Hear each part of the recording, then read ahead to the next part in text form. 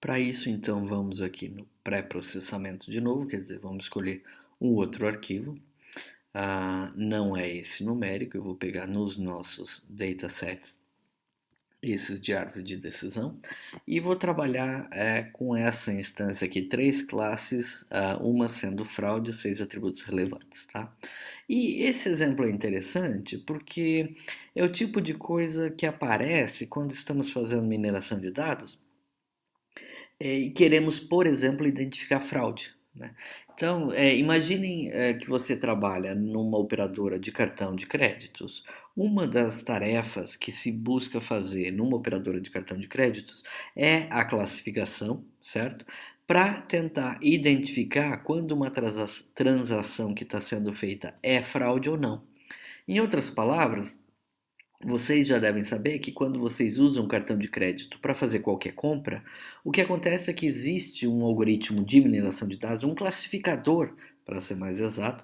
Algumas empresas de cartão, operadoras de cartão, vão trabalhar com combinações, quer dizer, a gente não pode garantir aqui que é sempre só um classificador, mas é algo mais ou menos nesse sentido, tá? E que eles querem classificar como uma operação sendo fraudulenta ou não. E aquela que for uma operação fraudulenta, eles vão bloquear. Aquelas que não forem, eles vão autorizar a compra, certo? Então você já deve ter vivenciado alguma situação em que, por exemplo, você tentou fazer uma compra que fugia do padrão tradicional das compras que você faz e essa compra então foi negada pela operadora de cartão. Por mais que você tivesse saldos para fazer a conta, você não tivesse extrapolado o seu limite e nem nada disso. Entretanto, se você tiver um comportamento estranho, quer dizer, você for realizar uma compra que foge muito do comportamento tradicional seu, o algoritmo de aprendizado de máquina ele vai identificar aquilo como sendo um outlier, ou seja, como sendo um comportamento muito diferente daquilo que ele está acostumado a ver para você. E por isso ele vai normalmente bloquear a compra, né? É claro que cada administradora de cartão de crédito trata esse bloqueio da compra que você está fazendo de uma maneira diferente, né? Algumas operadoras elas bloqueiam e ligam no seu celular para informá-lo que houve o bloqueio, mas para confirmar se era você mesmo que estava tentando fazer a compra, e no caso positivo, então elas pedem que você tente novamente e a mesma compra vai ser autorizada. Outras não, simplesmente bloqueiam e aguardam que você entre em contato e etc. Quer dizer, isso vai variar um pouco. Entretanto, quando você está falando disso, de detecção de fraude, o que acontece é que o número de fraudes ou de exemplos rotulados, de exemplos que você sabe que são fraude, é bem pequeno quando comparado com o número de exemplos de transações normais. Isso é o comum, né? Então, quando você vai trabalhar em detecção de fraude, mineração de dados para detecção de fraude, a gente costuma dizer que você está trabalhando com um problema de classes desbalanceadas. Pior do que isso, na verdade, você está trabalhando com um problema em que você, por exemplo, conhece duas classes do seu problema e uma delas, na verdade, pode estar sendo subdividida. Vamos tomar como exemplo este arquivo de dados aqui, que tem três classes, tem 1000 instâncias, 11 atributos, tá? E vamos imaginar que nós temos aqui ó, a classe 0, que tem 459 instâncias, a classe 1 que tem 481 instâncias e a classe 3 que tem 60 instâncias, mas pensem o seguinte, a classe 3, para ser bem sincero, ela poderia, ou na maioria das vezes, acaba sendo a parte de uma dessas outras duas. Então imagine que ela seja, na verdade, uma fraude de pessoas querendo se passar ou de instâncias tentando ser mascaradas para ficarem parecidas com a classe 0, por exemplo, tá? Mas que na verdade tem umas características um pouquinho diferentes. Então, o que você quer na detecção de fraude é identificar essa classe que é muito pouco frequente e que tenta ser parecida com uma outra, né? Então, no exemplo do cartão de crédito, a sua transação fraudulenta, quem faz a transação fraudulenta, essa pessoa, na verdade, tenta tornar essa transação mais parecida possível com aquelas transações que não sejam fraudulentas e que deveriam ser aprovadas pelo seu sistema de aprendizado de máquina, né? Então, isso é uma dificuldade grande. Onde eu quero chegar é que esse tipo de trabalho é complicado de ser feito, né? E imagine então que a gente tenha um problema desses, são 3 classes, não são só 2 classes. Os atributos aqui continuam tendo valores binários, eu voltei a simplificar a parte dos atributos e só quero trabalhar um pouco essa parte da classe, tá? E se eu for fazer então uma classificação assim, com uma classe bem desbalanceada e as outras duas muito mais homogêneas, algoritmos que tenham como base a entropia, e aí eu estou falando dos algoritmos que a gente viu na unidade 2, eles vão ter a apresentar certa dificuldade com esse tipo de problema. Então eu vou rodar, por exemplo, o C4.5, o J48, para essa base, começando aqui, e percebam que se eu olhar o desempenho do classificador, das 1000 instâncias que a gente tinha, ele acertou 86,3% nessa classificação. Entretanto, se eu der uma olhada na minha matriz de confusão, e aqui é um bom exemplo onde a matriz de confusão nos conta muito mais do que a simples ideia da precisão que o algoritmo tem, se eu olhar para a minha matriz de confusão, eu nunca classifiquei nenhum dos exemplos como sendo da classe C. Então imagine que eu estou construindo um classificador que tem como objetivo encontrar quais são as transações fraudulentas.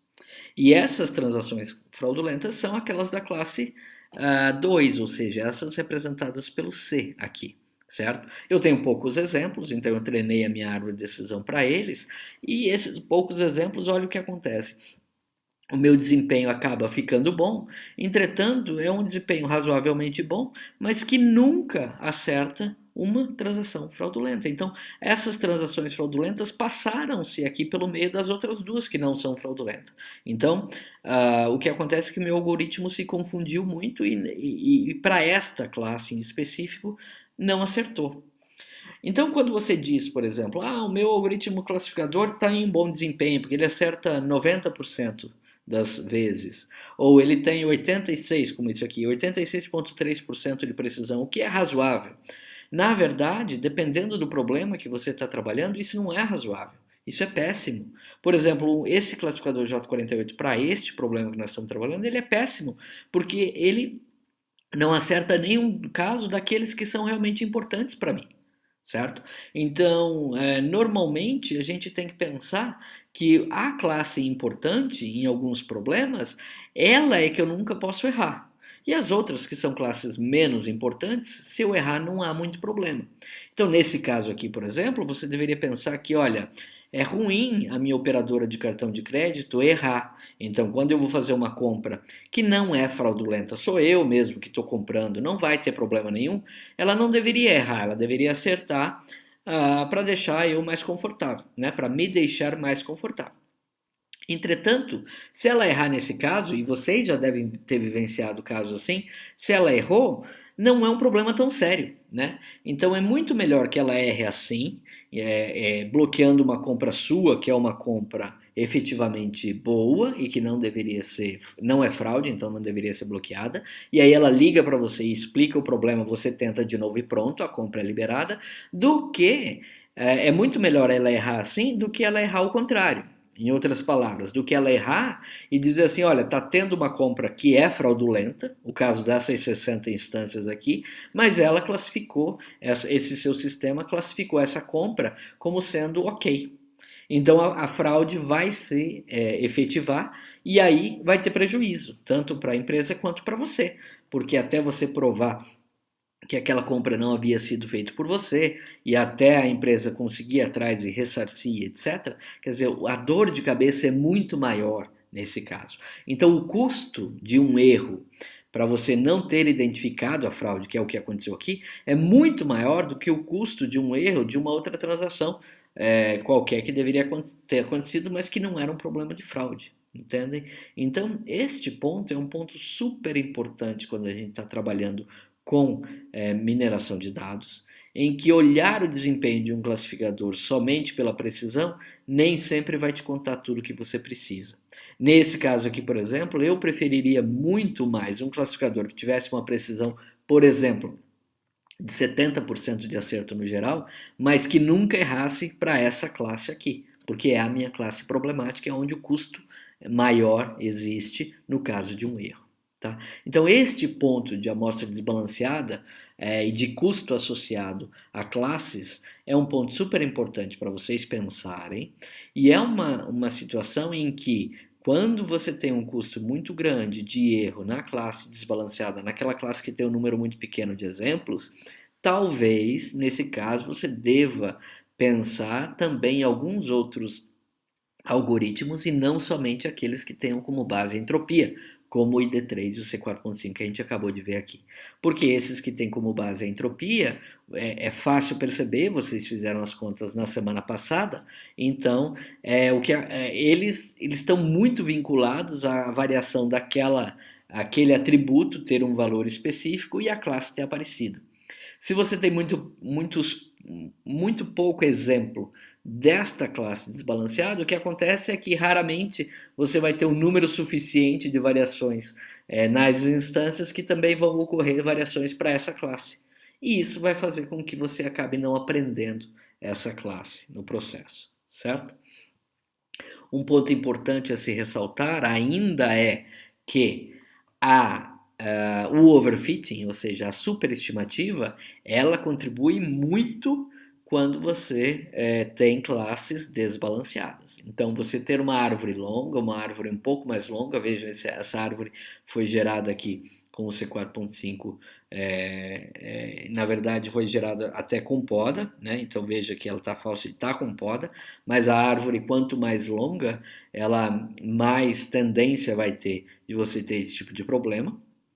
E mais um ponto ainda é trabalhar usando o training set, é uma coisa que está também nos gerando uma tendência para overfitting. Eu vou rodar o mesmo problema agora fazendo validação cruzada e fazendo a validação cruzada, vocês percebam que caiu aqui, a minha classe C começou a tentar aprender um pouquinho, mesmo assim ela não acertou nenhuma das vezes em que deveria ter acertado, certo? O que aconteceu é que o meu classificador falou que 5 das instâncias da classe A eram da classe C, o que está errado, e ele falou que uma das instâncias da classe B era da classe C, o que também está errado, mas vocês percebam que com a validação cruzada, o classificador começou a pelo menos ter algumas tentativas de classificar algum objeto, alguma instância como sendo da classe C.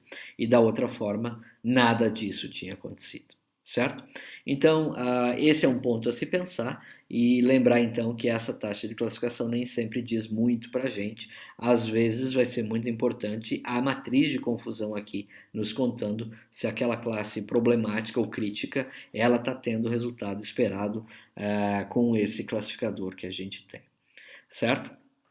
Eu acho que agora a gente precisa ter ainda, para fechar esse tema e vocês conseguirem trabalhar as atividades que vão ser dadas para essa nossa unidade 3, só o formato dos arquivos que a gente está trabalhando aqui, que são arquivos do Weka, então é um formato chamado ARFF, que é o que nós vamos ver na sequência agora no próximo vídeo.